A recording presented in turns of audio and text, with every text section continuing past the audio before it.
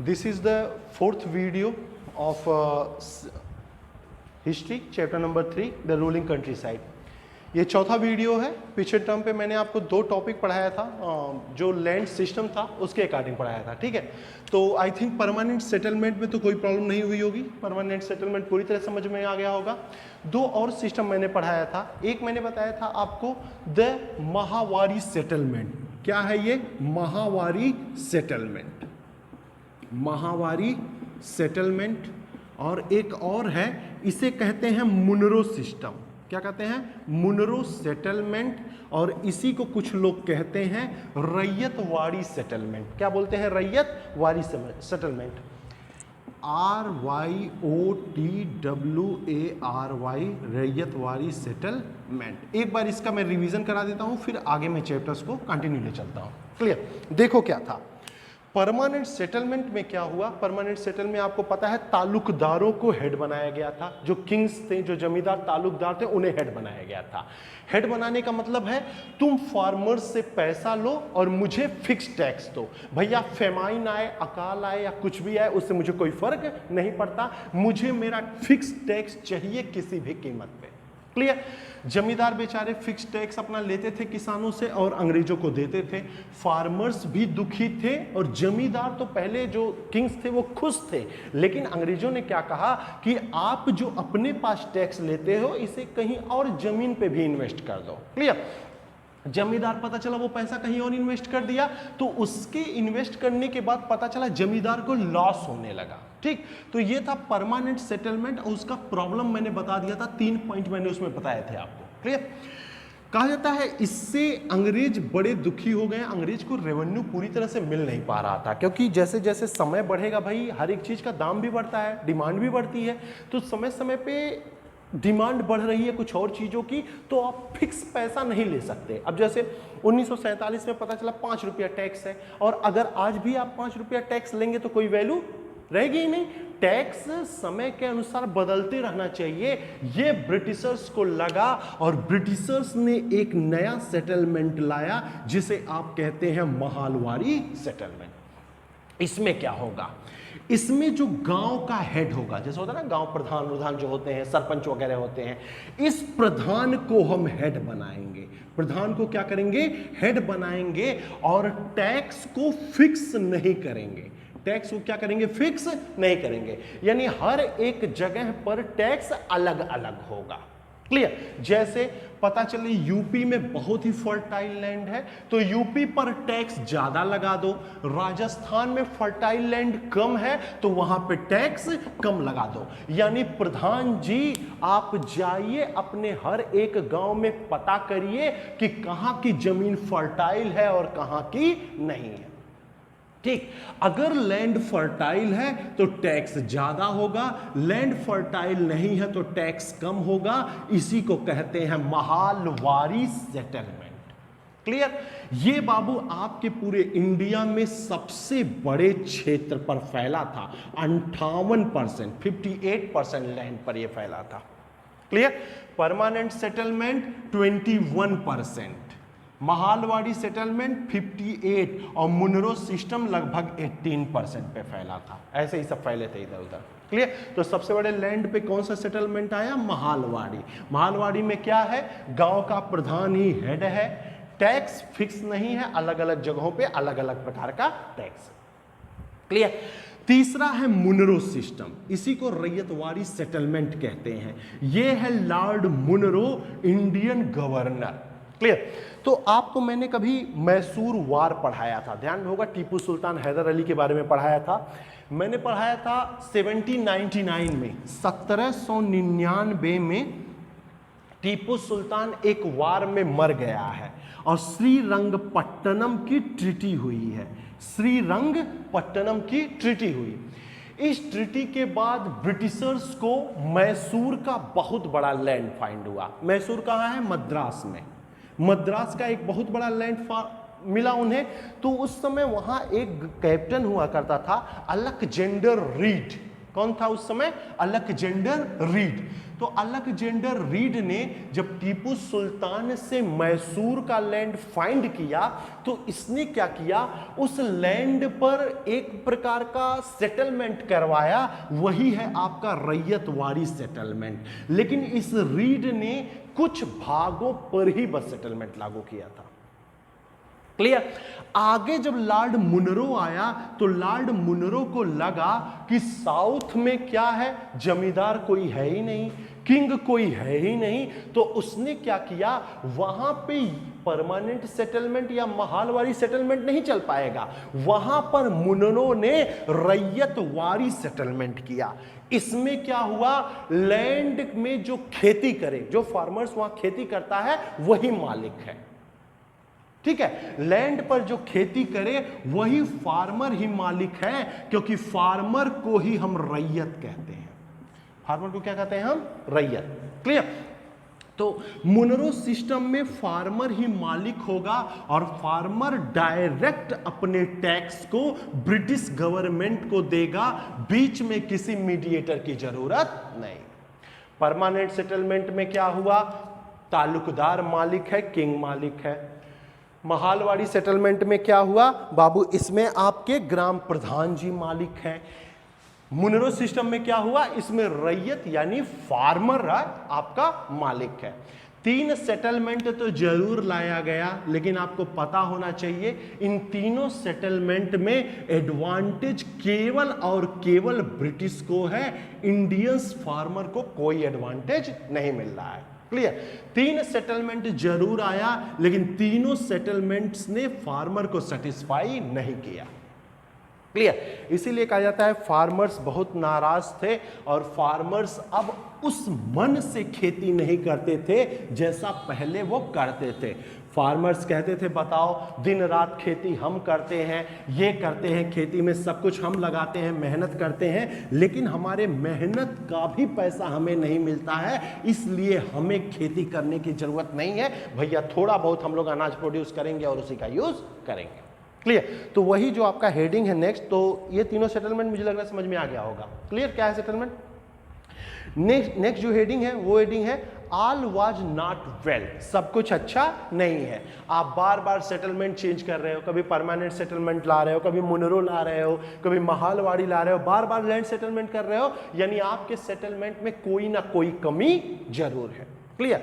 Farmers भी दुखी है, जमींदार भी दुखी है, अंग्रेज भी दुखी है, क्योंकि उसे मनमाफिक पैसा नहीं मिल पा रहा है। इसीलिए अंग्रेजों ने कहा समय आ गया है कि हम एग्रीकल्चर को छोड़कर अब किसी अन्य चीजों पर ध्यान दें जहां हमें अच्छा खासा रेवेन्यू मिल सके।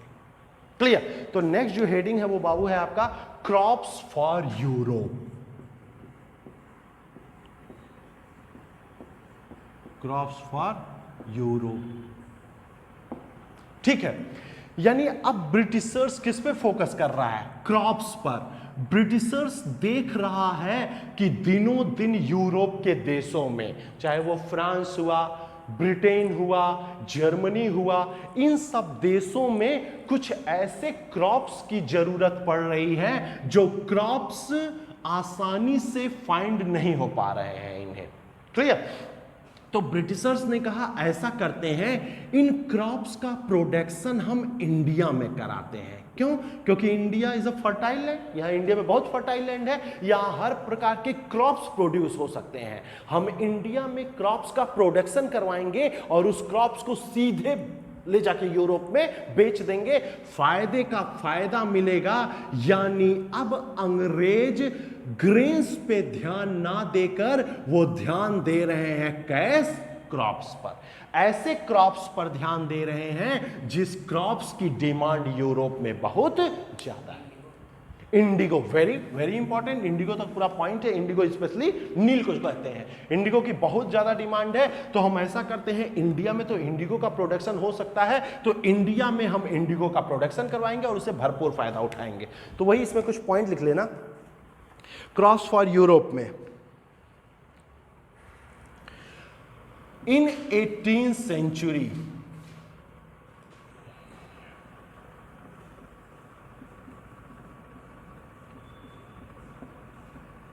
in 18th century, Britain focused on cash crops.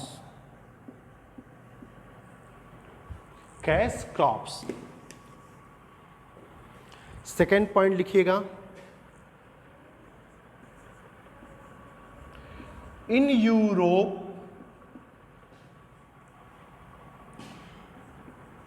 crops demanded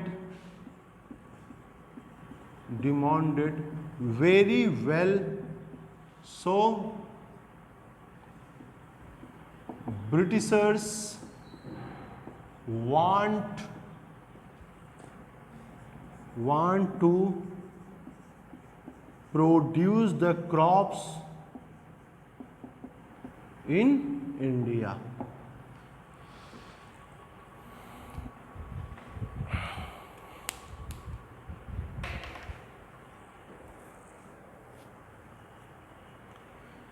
crops in India. एक बात और याद रखिएगा, ये जो चीजें आपको लिखाई जा रही हैं ये आपको फेयर कॉपी पे नहीं लिखना है, ये चीजें फेयर कॉपी पे नहीं लिखना है, ये सब आप रफली लिखिएगा। फेयर्स पे केवल क्वेश्चन आंसर लिखे जाएंगे। क्लियर? क्वेश्चंस क्या होगा, चैप्टर में फिनिश करूंगा तो लास्ट में मैं आपका एक क्वेश्चन लिखूंगा, नीचे उसका आंसर, क्वेश्चन उसका आंसर, क्वेश्चन उसका आंसर, उसको आप फेयर कॉपी पे उतारेंगे। क्लियर? इन सबको केवल आप रफली लिखिएगा, एक नॉलेज लेने के लिए और इस समय पढ़ने के लिए। क्लियर? तो ये सारा नोट आपका रफ पे बनेगा, फेयर पे नहीं, फेयर पे केवल क्वेश्चन आंसर बनेगा। क्लियर? तो ब्रिटिशर्स अब क्या किए, फोकस कर रहे हैं क्रॉप्स पर, वो भी ऐसे क्रॉप्स पर जिनकी डिमांड यूरोप में ज्यादा है। क्लियर? तो हर जगह ब्रिटिशर्स केवल इतना सोच रहे थे कि कहां हमें कितना फायदा मिल सके और वो फायदा हम किस प्रकार निकाल सके, केवल उनका ध्यान बस इसी पे था। क्लियर? कोई क्वेश्चन हो तो पूछ लो, कोई क्वेश्चन नहीं? चलिए नेक्स्ट हेडिंग है, Dutch colour have a history. क्या कोई कलर हिस्ट्री बना सकता है? Does colour have a history, sorry, does colour have a history? क्या कलर कोई हिस्ट्री बना सकता है? तो आपको पता होना चाहिए कलर ने बहुत बड़ी हिस्ट्री बनाई है। जो आपका ब्लू रेवोल्यूशन हुआ है, जो इंडिगो के लेकर ब्लू रेवोल्यूशन हुआ है, वो बहुत बड़ा रेवोल्यूशन हुआ था, नील विद्रोह जो हुआ था। क्लियर? तो देखिए अपनी बुक में, उसमें दो पिक्चर बने हैं। बुक लाए हैं? ओपन कर लीजिए, बुक ही तो पढ़ना है। बुक में देखो एक पिक्चर है, दो पिक्चर बना हुआ है, उसमें एक पिक्चर के नीचे लिखा हुआ है एक Kalamkari print 20th century in India. ये 20वीं सदी में एक चित्र बना है। और दूसरा a Morris cotton print late 19th century England, और इंग्लैंड में ये एक पिक्चर बना हुआ है जो 19th सेंचुरी में। दोनों पिक्चर के नीचे देखो लिखा है। क्लियर? और इन पिक्चर के बीच में कितना डिफरेंस है देखिए, इसमें कितनी अच्छी जो इंडिगो की कढ़ाई की हुई है कितनी अच्छी है, जो फूल वगैरह बने हैं, फ्लावर, वो कितने अच्छे दिख रहे हैं। कारण इसमें शुद्ध इंडियंस के इंडिगो का यूज हुआ है, नील का। आपको पता होना चाहिए ये इंडिगो वास्तव में बहुत डेंजरस प्लांट होता है इंडिगो। इसी प्लांट से आपका नील प्रोड्यूस किया जाता है। नील वो जानते ही होंगे जो यूज़ किया जाता है ब्लू करने में, लेकिन भी बहुत खतरनाक प्लांट्स होता है। कहा जाता है इस प्लांट का जहाँ प्रोड्यूस किया जाए, जहाँ इसका प्लांटेशन किया जाता है, जब इसका फसल तैयार हो जाए तो फसल को जब काट लिया जाता है तो कहा जाता है 2 to 3 ईयर्स, 2 से 3 साल वहाँ की पूरी लैंड जो है वो बंजर हो जाती है, बैरन हो जाती है, बहुत खतरनाक है।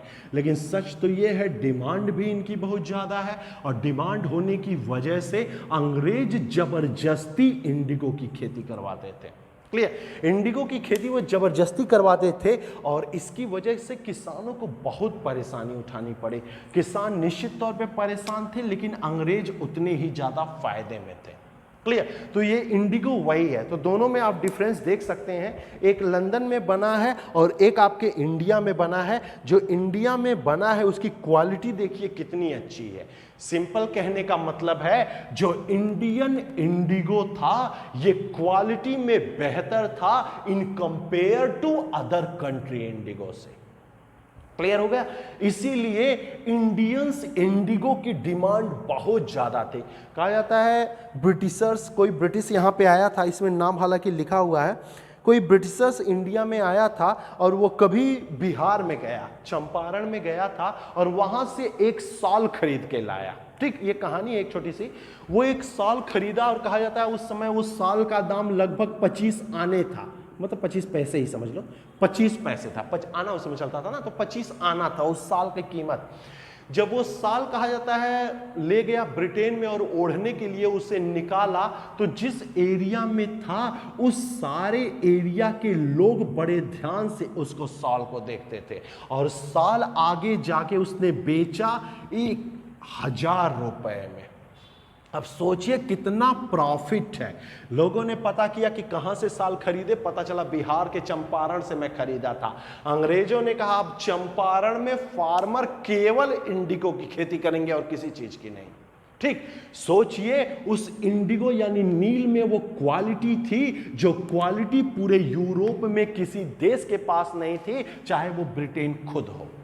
क्लियर। तो वही बात की जा रही है, Dutch colour have a history.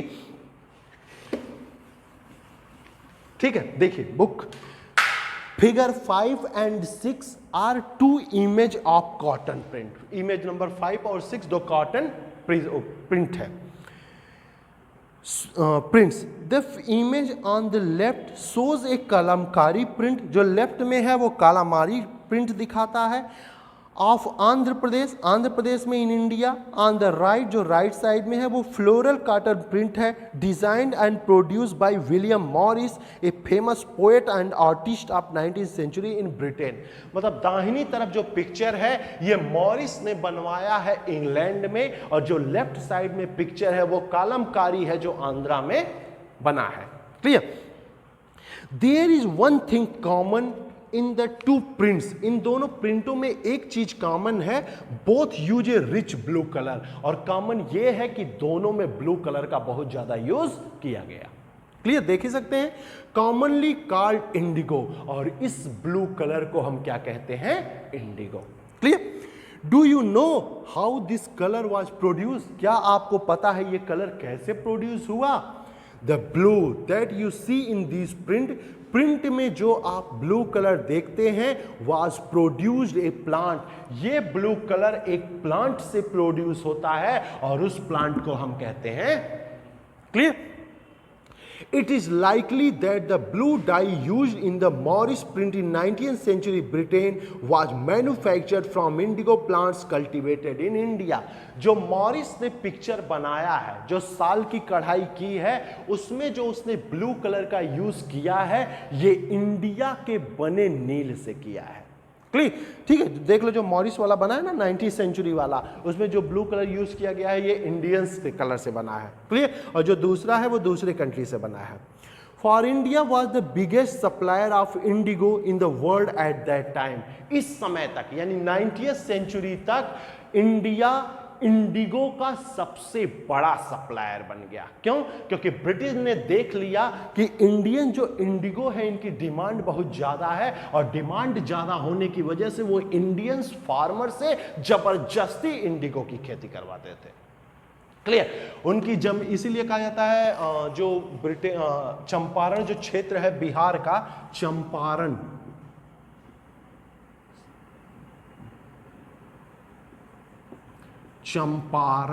ये जो क्षेत्र है बिहार का, यहाँ पे कहा जाता है किसी इंसान के पास जो जमीन होती थी, मान लो इतनी जमीन है, तो उस जमीन को मान लिया जाए, इस जमीन को बोलते हैं 20 पार्ट्स, यानी 20 कट्ठा, 20 कट्ठा, 20 पार्ट्स बोलते हैं। ठीक है, इन 20 पार्ट्स में आपको 3 पार्ट इंडिगो की ही खेती करनी होती थी, ये कंपलसरी था, अगर नहीं करेंगे तो उसके लिए पनिश किया जाता था। मतलब 3 पार्ट आप इंडिगो का प्रोड्यूस करेंगे ही करेंगे। ये बिहार में लागू हो गया था, कारण क्योंकि उस इंडिगो की डिमांड यूरोप में बहुत ज्यादा हो गई थी। क्लियर। तो वही बोल रहा है कि जो इंडिगो का जो सप्लाई हो रहा था पूरे वर्ल्ड में वो इंडिया से सबसे ज़्यादा हो रहा था। Clear.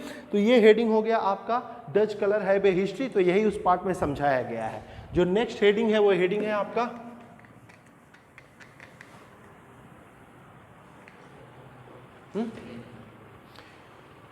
Why the demand for the Indian, क्यों डिमांड था आपके इंडियन इंडिगो का, why the demand for Indian Indigo, Indian indigo का डिमांड क्यों है पूरे यूरोप में। तो देख लेते हैं इसको, मैं पॉइंट वाइज दिखा दूंगा। पहला, the Indigo plant grows primarily in the tropics. सबसे पहली बात, इंडिगो कहां प्रोड्यूस हो सकता है, केवल ट्रॉपिक रीजन में। सिंपल मैं बात करूं तो India is a tropical region, तो लिख लो द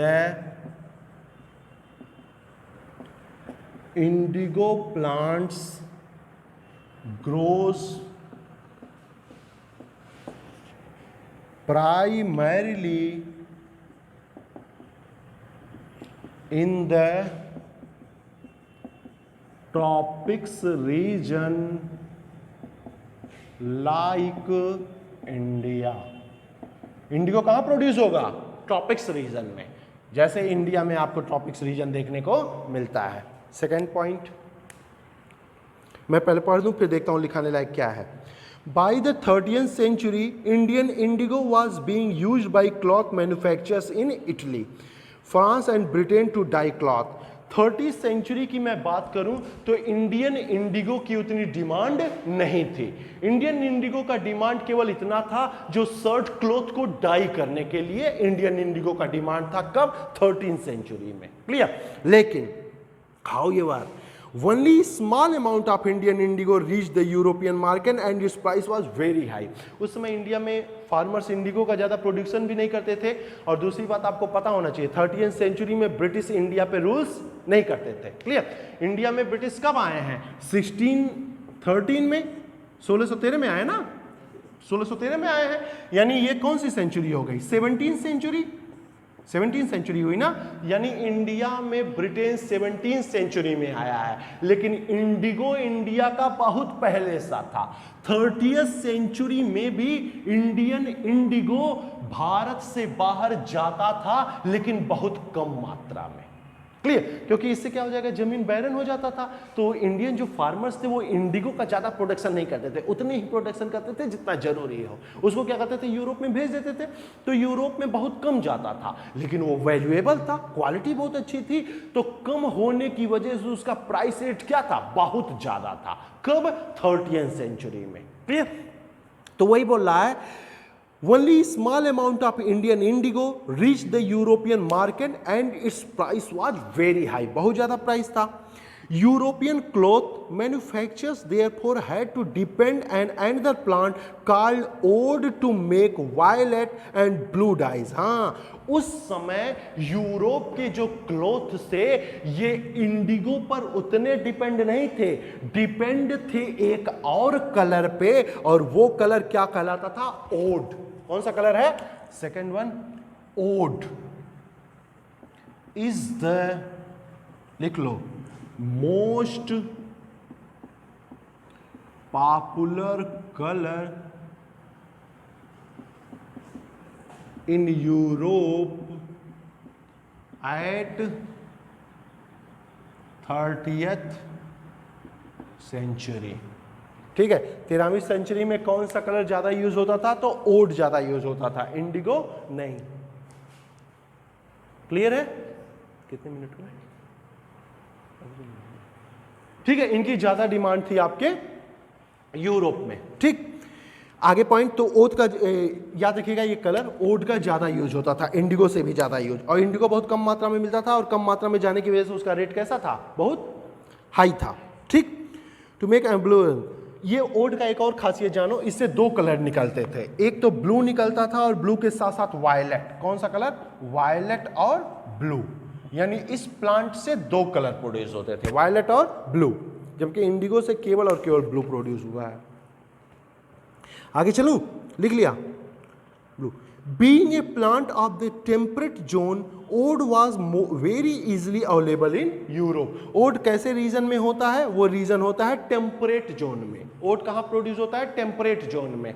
और यूरोप का जो क्षेत्र है वो टेम्परेट रीजन है ही, इसलिए वहाँ ओड का बहुत ज़्यादा प्रोडक्शन होता था और ज़्यादा प्रोडक्शन होने की वजह से लोग ओड का यूज़ करते थे. ठीक. It was grown in northern Italy. कहाँ कहाँ प्रोड्यूस होता था? तो याद रखो, लिखो next point. Woad produced at northern Italy,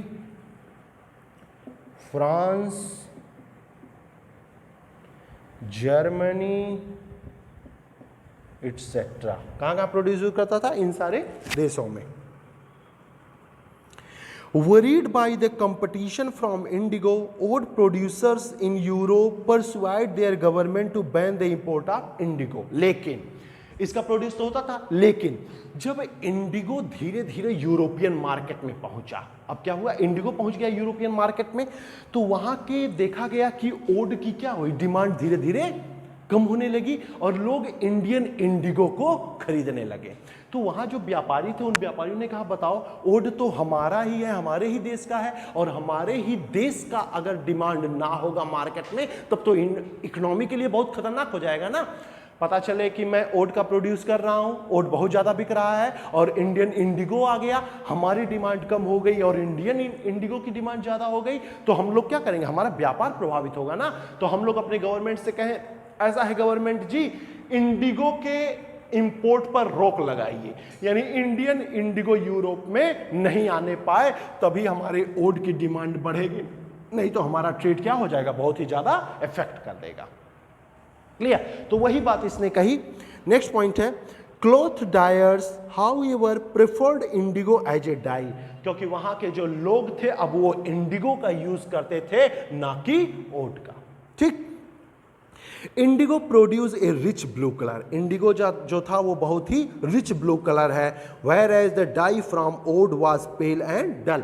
जबकि ओड जो है वो सस्ता और बहुत ही भद्दा है, उसके कंपेयर में इंडिगो ज्यादा बेहतर है.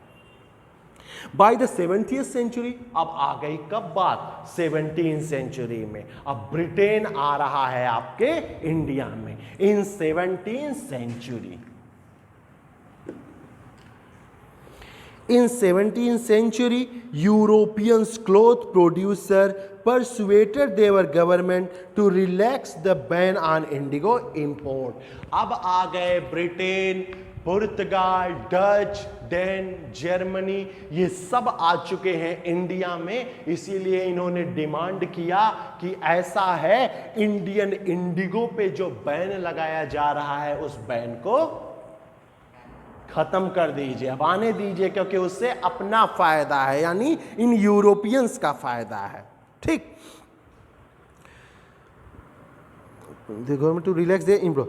The French began cultivating indigo in Saint Domingue at Caribbean Island. साथ ही फ्रांस ने इंडिगो का प्रोड्यूस करने लगा कहाँ? कैरिबियन आइसलैंड, यानी वेस्ट इंडीज जो जानते हो ना, वेस्ट इंडीज में क्या करने लगा? इंडिगो का प्रोडक्शन करने लगा. कौन करने लगा? France. Clear? The Portuguese in Brazil. पुर्तगाली कहाँ करने लगे? ब्राजील में करने लगे. इंग्लिश कहाँ करने लगे? जमैका में करने लगे. And the Spanish in Venezuela. और स्पेनिश कहाँ करने लगे? वेनेजुएला में. इन जगहों पे अब इंडिगा का प्रोड्यूसन होने लगा, इंडिगो का प्रोड्यूसन होने लगा. Indigo plantation also came up in many part of north America. Indigo का प्रोडक्शन केवल इन्हीं जगहों पे नहीं हो रहा था, बल्कि इंडिगो का प्रोडक्शन अब नॉर्थ अमेरिका जैसे देशों में भी होने लगा. Clear one? By the end of the 18th century के लास्ट में the demand for Indian indigo grew further. अचानक इंडियन इंडिगो का डिमांड बढ़ गया. ठीक. Britain began to industrialize and its cotton production expanded dramatically. Britain में industrialisation हुआ, cotton cloth बनाए जाने लगे और इसकी वजह से इंडिगो का डिमांड बढ़ गया. क्लियर। इंडस्ट्रियलाइजेशन कर रहे हो आप, साल वगैरह बना रहे हो, क्लॉथ्स बना रहे हो कॉटन का, तो कॉटन पे जब तक कढ़ाई वगैरह नहीं होता है तब तक वो अच्छा नहीं लगता। और कढ़ाई कैसे करोगे तो बाबू इंडिगो से करोगे, इसलिए अचानक इंडियन इंडिगो की डिमांड बढ़ गई। Clear. Creating an enormous new demand for cloth dyes. While the demand for indigo increased, the existing supply from the West Indies and America collapsed for a variety of reasons between, देखो 1783 और 1789 यानी 1783 and 1789 the production of indigo in the world fell by half। ठीक है, अचानक इसकी demand गिर गई। पहले डिमांड तो बहुत तेज बढ़ा था इंडिगो का, लेकिन इन 6 सालों में डिमांड क्या हुआ, गिर गया, क्योंकि वेस्ट इंडीज ने और अमेरिका ने अपने इंडिगो का प्रोडक्शन ज्यादा करके इंपोर्ट करना शुरू कर दिया सस्ते दाम पे। देखो इंडियन इंडिगो जरूर प्रोड्यूस होता था, लेकिन क्या होता था 100 रुपए का, अमेरिकन इंडिगो आएगा तो 5 रुपए का, तो जो गरीब होगा वो तो 5 ही रुपए में संतोष करेगा कि चलो भैया 5 ही रुपए में अपना काम चलाऊं। तो अचानक देखा गया 1783 और 89 के बीच में जो इंडियन इंडिगो है उसकी डिमांड क्या हुई, गिर गई। ठीक है। Cloth dyers in Britain now desperately looked for new source of indigo supply from where would the indigo be produced। अब ब्रिटेन के लिए ये बहुत बड़ा संकट आ गया। ब्रिटेन ने अब सोचा इंडिगो का प्रोडक्शन हमें बढ़ाना पड़ेगा। जब इंडिगो का प्रोडक्शन हम बढ़ाएंगे तो इंडिगो दूसरे देश में बहुत ही ज्यादा भेज देंगे, और जब ज्यादा भेजेंगे तो प्राइस क्या हो जाएगा, कम हो जाएगा, यानी हम कंपटीशन कर सकते हैं अमेरिका और वेस्ट इंडीज जैसे देशों से। क्लियर। तो ये हेडिंग था आपका why the demand for Indian Indigo, जिसमें 3 मेन पॉइंट थे जिसे आपने लिख लिया। और अब हेडिंग देखते हैं ब्रिटेन टर्न टू इंडिया, यानी अब ब्रिटेन आ रहा है इंडिया में इंडिगो का प्रोडक्शन खूब बढ़ाने के लिए, जिससे उससे फुलफिल किया जा सके यूरोपियंस मार्केट को। क्लियर। तो नेक्स्ट हेडिंग दे दीजिए Britain turn to India.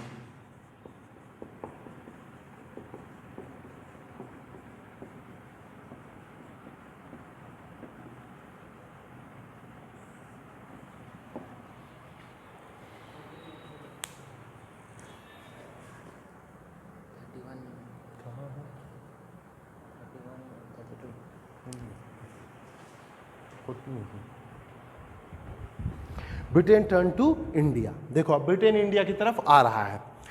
Faced with the rising demand for indigo in Europe, the company in India looked for ways to expand the area under indigo cultivation.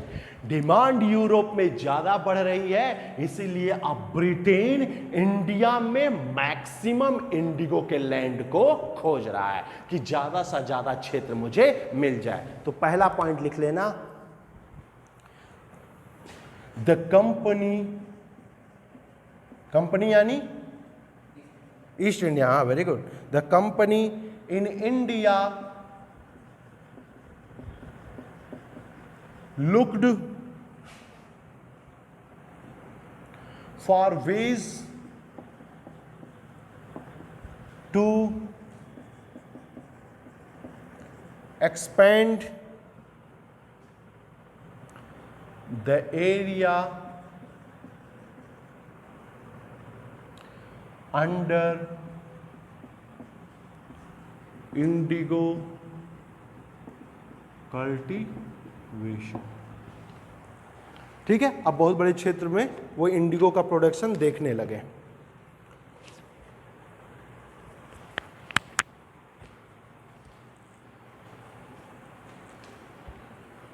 ये हो गया पहला point. Second point,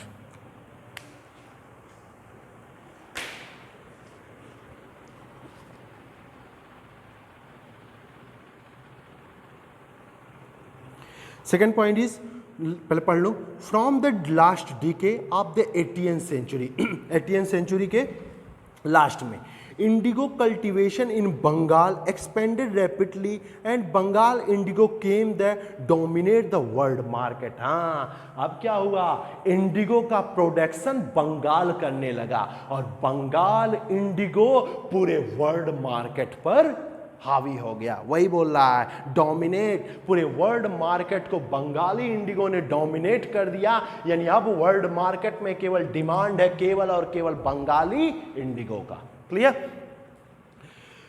dominate the world market in 1788 only about 30% of the indigo import into Britain was from India।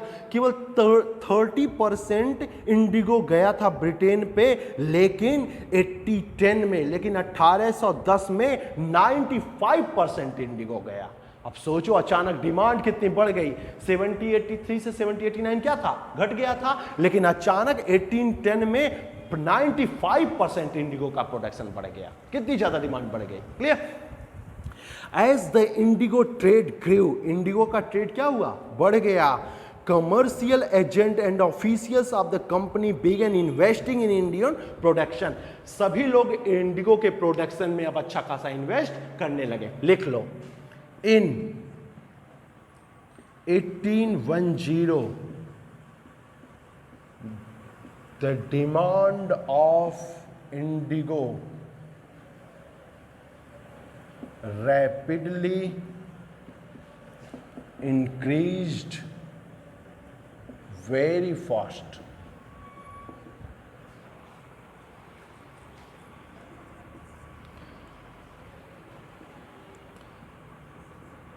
Third one, the indigo trade grew at this time।